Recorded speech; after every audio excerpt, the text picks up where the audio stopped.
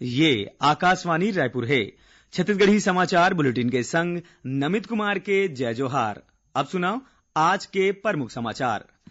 प्रधानमंत्री हा सर्वदलीय बैठक में किहिन कि भारतीय वैज्ञानिक मन ला पूरा भरोसा है कि भारत में अवैया 2 हफ्ता में कोरोना के टीका उपलब्ध होही। मुख्यमंत्री हा आज जसपुर जिला में 792 करोड़ रुपया ले ज्यादा के 196 विकास कार्य के भूमि पूजन और लोकार्पण करिन। और बीजापुर जिला में सुरक्षा बल के संग हुए मुठभेड़ में एक झिन माओवादी कमांडर मारे गिस। सुनो एक जरूरी संदेश। कोविड महामारी के खिलाफ देश एकजुट होकर लड़त है। आपो मन हमर संग सुरक्षा और बचाव के 3 सरल जरूरी उपाय के संकल्प लेवो। पहली उपाय, जब भी घर ले बाहर निकलो मास्क जरूर लगावो। दूसरा उपाय, लोगन ले 2 गज के सुरक्षित दूरी रखना ही जरूरी। तीसरा उपाय, अपन हाथ घेरी बेरी साबुन और पानी ले बने असन धोवो। ये 3 आसान उपाय अपना के आप मन कोरोना ला हरा सकत हो। अब समाचार विस्तार ले। प्रधानमंत्री नरेंद्र मोदी हा कहे है कि अवैया कुछ हफ्ता में भारत में कोरोना महामारी ले बचाव बर टीका उपलब्ध हो जाही। महामारी के बेरा में वर्चुअल सर्वदलीय बैठक में आज श्री मोदी हा कहिन कि भारतीय वैज्ञानिक मन ला पूरा भरोसा है कि अवैया 2 हफ्ता में ओमन कोरोना महामारी बर टीका के विकास कर लिही। ओमन बताइन कि देश में अभी महामारी के 8 ठिन संभावित टीका हा विकास परीक्षण के कतकोन चरण में है। अनुसंधान वैज्ञानिक मन ले टीका ला मंजूरी मिले के बाद ही टीकाकरण कार्यक्रम शुरू करे जा सकी। श्री मोदी हा बताइन कि देश में सबले पहली स्वास्थ्य कर्मी और महामारी ले निपटे में लगे अगवैया पंक्ति के योद्धा मन ला टीका लगाए जाही। ओमन बताइन कि टीकाकरण कार्यक्रम के विस्तृत प्राथमिकता सूची राज्य और केंद्र शासित प्रदेश के सहयोग ले तैयार करे जाही। प्रधानमंत्री हा कहिन कि टीका के मूल्य राज्य सरकार के परामर्श ले तय करे जाही और आम लोगन के स्वास्थ्य ला सर्वोच्च प्राथमिकता दे जाही। तब तक ओमन जम्मो झन ले कोरोना वायरस ले बचाव के जम्मो एहतियात बरते के सुझाव दे है। मुख्यमंत्री भूपेश बघेल हा आज जसपुर जिला के प्रवास के बेरा में रंजीता स्टेडियम में आयोजित कार्यक्रम में 792 करोड़ रुपया ले ज्यादा के लागत के 196 विकास कार्य के भूमि पूजन और लोकार्पण करिन। एमा 64 टन सड़क निर्माण काम घलो शामिल है। उन्हें मुख्यमंत्री हा नल जल योजना, सोलर सिंचाई pump, solar home light, solar plant स्थापना के घलो लोकार्पण करिन। उन्हें श्री बघेल हा आज जसपुर में स्वामी आत्मानंद उत्कृष्ट अंग्रेजी माध्यम स्कूल के निरीक्षण करिन और लइका मन ले रूबरू होके ओमन ला आगू बढ़े बर प्रोत्साहित घलो करिन। मुख्यमंत्री हा काली 5 दिसंबर के जसपुर और बिलासपुर जिला में राखे गए कतकोन कार्यक्रम में शामिल होही। यही बेरा ओमन जसपुर के गमरिया धान खरीदी केंद्र और गौठान के निरीक्षण करही। उन्हें श्री बघेल हा बिलासपुर में राखे गए 43वां नाचा महोत्सव में घलो शामिल होही। राज्य सरकार के हाफ बिजली बिल योजना ले प्रदेश के घरेलू बिजली उपभोक्ता मन ला कतकोन राहत मिलही। ए योजना में अब तक 48,42,000 ले ज्यादा उपभोक्ता मन ला 1,336 करोड़ रुपया के सब्सिडी दे गए है। योजना में बिजली उपभोक्ता मन ला हर महीना 400 यूनिट तक बिजली खपत में 50% तक के छूट के पात्रता दे जावत है। खबर है कि प्रदेश में हाफ बिजली बिल योजना 1 मार्च 2019 ले प्रारंभ करे गई रहीस। एकर लाभ बीपीएल और दूसर घरेलू श्रेणी के बिजली उपभोक्ता मन ला मिलत है। बीजापुर जिला में आज सुरक्षा बल के संग हुए मुठभेड़ में एक झिन माओवादी कमांडर मारे गिस। जिला पुलिस अधीक्षक हा घटना के पुष्टि करत बताए है कि डिस्ट्रिक्ट रिजर्व गार्ड डीआरजी के टीम हा तलाशी अभियान में निकले रहीस। ए बेरा मिरतुर थाना क्षेत्र के हकवा के जंगल में माओवादी मन हा सुरक्षा बल ऊपर फायरिंग शुरू कर दिस। जवान मंडहाल ले करेगे जवाबी कार्यवाही में एक झिन मिलिशिया प्लाटून कमांडर मारे गिस। जेहा 2 दिन पहली गोंगला में होए ग्रामीण के हत्या के संगरा गंगालूर, मिरतुर और भैरमगढ़ थाना क्षेत्र में होए माओवादी घटना में शामिल रहीस। मुठभेड़ के बाद घटना स्थल के तलाशी के बेरा सुरक्षा बल हा माओवादी के लाश के अलावा हथियार, पिट्ठू और दैनिक उपयोग के सामग्री बरामद करे है। छत्तीसगढ़ी समाचार बुलेटिन आप मन आकाशवाणी रायपुर ले सुना था।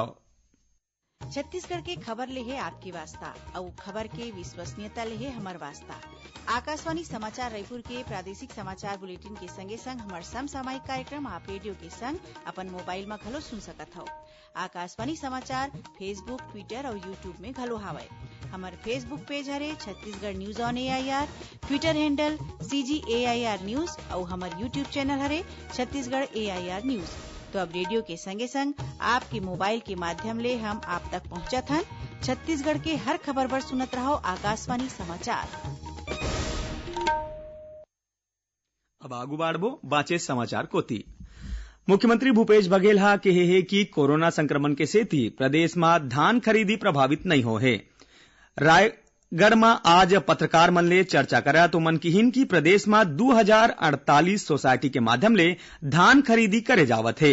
बारदाना के कमी झन होए तेखर बर केंद्र सरकार ले 4 लाख गठान के मांग करे गे रहीस। फिर 1,43,000 गठान दे के सहमति बन पाइस। ओकर सेती प्लास्टिक के बोरी के घलो प्रयोग करे जावत है।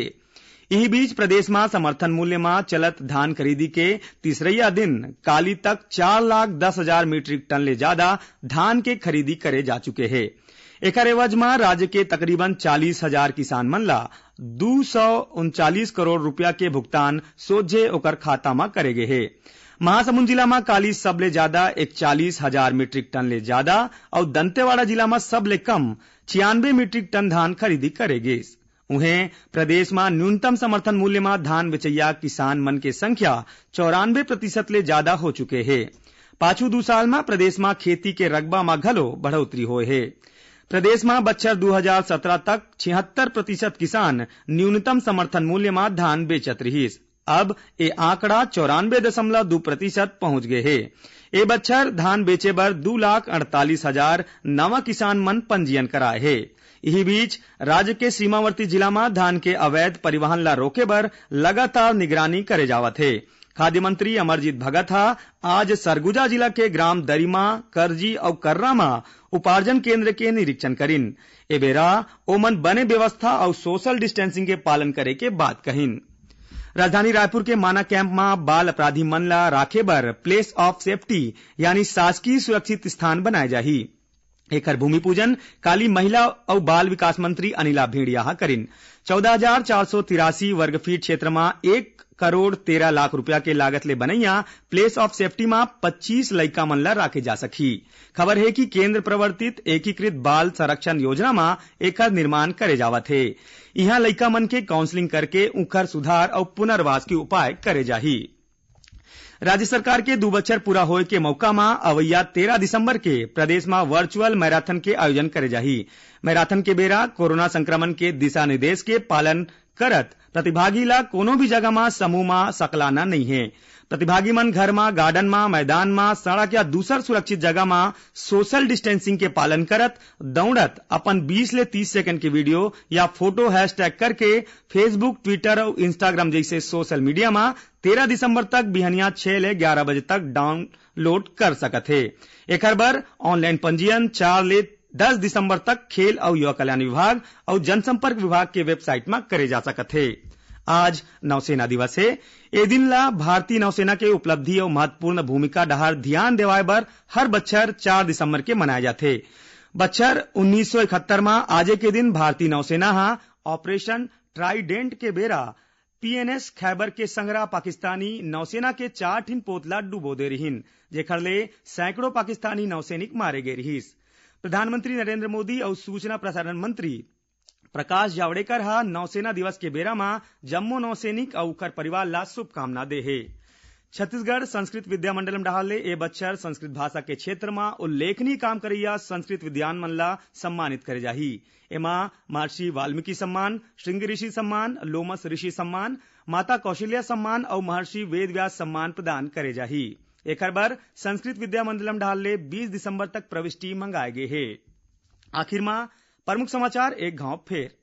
प्रधानमंत्री हा सर्वदलीय बैठक में किहिन की भारतीय वैज्ञानिक मन ला पूरा भरोसा है कि भारत में अवैया 2 हफ्ता में कोरोना के टीका उपलब्ध होही। मुख्यमंत्री हा आज जसपुर जिला में 792 करोड़ रुपया ले ज्यादा के 196 विकास कार्य के भूमि पूजन और लोकार्पण करिन और बीजापुर जिला में सुरक्षा बल के संग हुए मुठभेड़ में एक झिन माओवादी कमांडर मारे गिस। एकरे संग छत्तीसगढ़ी समाचार बुलेटिन इहे सिरावत है। जय जोहार।